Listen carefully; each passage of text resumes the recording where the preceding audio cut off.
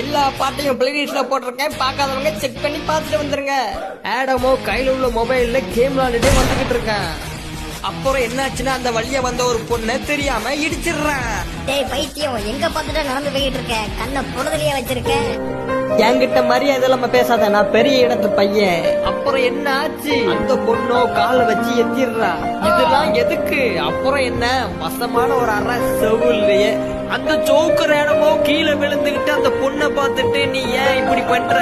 என்னைய இதுவரைக்கும் யாருமே தொட்டது கிடையாது, நீ மட்டும் தான் என்னைய இடிச்சிருக்கன்னு சொல்லிட்டு அந்த இடத்த விட்டு கிளம்புற. ஆனா இந்த சோடாப்பட்டி இடமும் ரொம்பவும் சோகமா உட்காந்துருக்கான். அந்த நேரத்துலதான் ஒரு சம்பவம் நடக்க போகுது. என்ன சம்பவம்? அந்த பொண்ணும் மறுபடியும் அந்த இடம் அடிக்கிறதுக்கு ஃபர்ஸ்ட் லைட் பாஸ் கூட்டு வந்துட்டா.